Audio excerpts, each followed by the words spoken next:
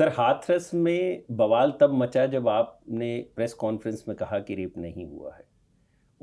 उसके बाद की घटनाएं और उससे पहले की घटनाएं क्या थीं हाथरस कांड में? किस तरीके से देखते हैं आप पूरी चीज़ को? नहीं, देखिए मैंने ये नहीं कहा था। हम्म। मैंने कहा था कि एक मेडिकल परीक्षण हुआ है हम्म। और मेडिकल परीक्षण में अलीगढ़ मुस्लिम हम्म। यूनिवर्सिटी के यहाँ से मेडिकल परीक्षण हुआ, सैंपलिंग हुई। उसमें ये मेडिकल रिपोर्ट ये कह रहा है, मुझे भी कि ये रेप नहीं हुआ। हाँ, नहीं, उस पे इस तरह के एविडेंसेस नहीं हैं, लेकिन मुझे भी ये पता है कि रेप के बहुत तरह की क्राइटेरिया है, बहुत फाइनर डिटेल्स हैं, डिग्निटी से जुड़ा हुआ मामला है। मैंने केवल एक फैक्चुअल चीज़ें पढ़ी। वैसे बाद में मेरे उस पद पे रहते हुए ही सीबीआई कोर्ट ने डिसीजन भी दिया। उसमें सारे अभियुक्त, सभी अभियुक्तों से रेप की धाराएं साबित नहीं हुई और 4 लोग के खिलाफ सीबीआई ने रेप कम मर्डर और SC ST के चार्जशीट लगाई थी। तो उसमें से 3 लोग तो पूरी तरीके से बरी हो गए, वो छूट भी गए। एक जो मुख्य अभियुक्त था उस पे भी हत्या का मुकदमा प्रूव नहीं हुआ और न तो रेप का मुकदमा। 304 प्रूव हुआ, जो कि एक culpable homicide without the intent of murder, उसका धारा प्रूव हुआ और SC ST का। और इसमें सीबीआई आज तक न तो अपील में गई न तो कोई गई। सर लेकिन तो ये तो विंडिकेटेड है जो यूपी पुलिस शुरू से कह रही है। इन 4 अभियुक्तों को भी पुलिस ने यूपी पुलिस ने ही गिरफ्तार किया था। इसमें कोई ऐसी चीज़ नहीं हुई जो बाद में एक्स्ट्रा की गई है, जैसे जैसे घर वालों ने बताया। लेकिन चूंकि एक फ्रैक्चर्ड सोसाइटी है और ये हाइपर सेंसिटिव बेल्ट है, तो यहाँ कास्ट आधार पे, धर्म के आधार पे बहुत कोई भी चीज़ होगा उसको इन चीज़ों से जोड़ते हैं।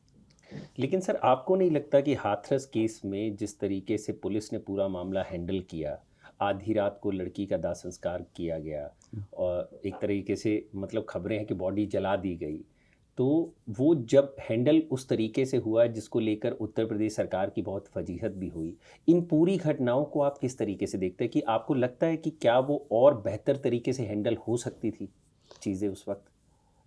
क्या ऐसा देखिए, वो था कि पहली जिस चीज़ वजह तो से ये आधी है रात में ही? कि रात में बॉडी नहीं जलाई जाएगी, इसके बारे में कोई गाइडलाइन उसके पहले का नहीं था। जी। आज भी आप बनारस जाइए तो 24 घंटा डेड बॉडीज जलती हैं। गढ़गंगा में जाइए, आप जहाँ बैठे हैं यहाँ से 100 किलोमीटर 80 किलोमीटर है गढ़मुक्तेश्वर में, जब चाहे लोग जलाते हैं।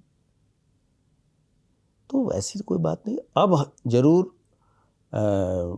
हाई कोर्ट के लखनऊ बेंच ने एक मापदंड तय किया है कि कैसे चीज़ें, अगर ऐसी स्थिति आती है और स्थानीय प्रशासन इसमें अगर लॉ एंड ऑर्डर की बात इसकी देखता है तो कैसे चीज़ें होंगी।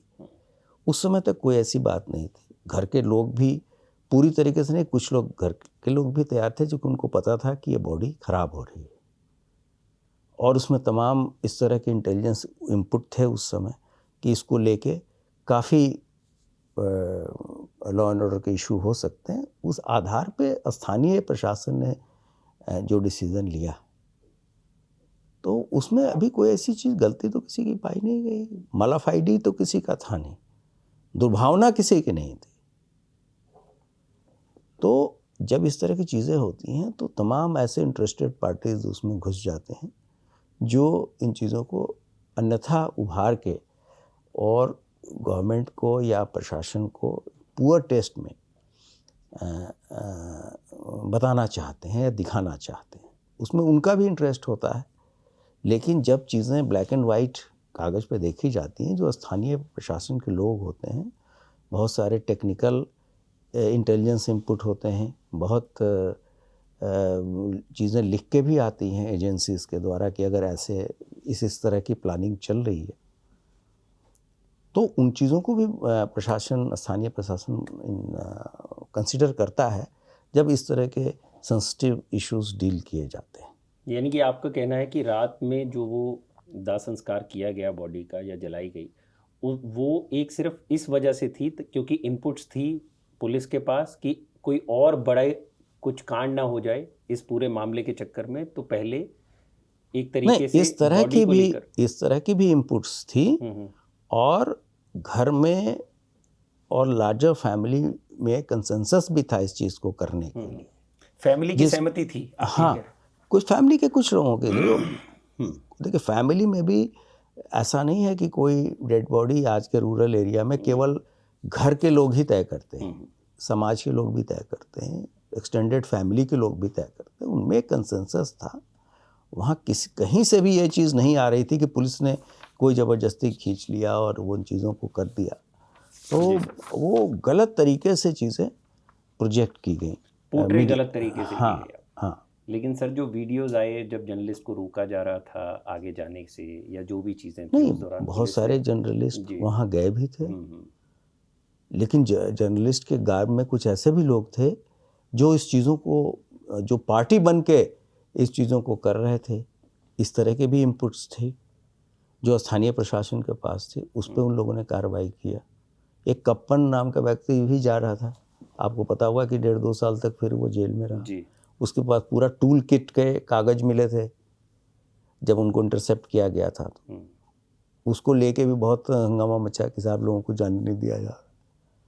तो जो इतने बड़े एक ग्रैंड डिज़ाइन के साथ वहाँ पे प्रॉब्लम करने जा रहा है, जिसको बेल लेने में ही 2 साल 1.5 साल लग गए जी, तो उसमें अगर पुलिस की कार्रवाई को आप कैसे एक तरफा बताएंगे। लेकिन एक जर्नलिस्ट को गिरफ्तार कर सर उस पर यूएपीए लगा दिया गया। नहीं, मैंने तो आपको बताया ना कि उस तरह के तो अब वो तो हर एक पे नहीं लगाया गया ना। इस तरह के कुछ इंक्रिमिनेटिंग डॉक्यूमेंट्स मिले थे। अगर पुलिस की कार्रवाई गलत थी तो कोर्ट में तो अपनी बातें कह सकते थे। उसको बेल होने में भी 2 साल लग गए।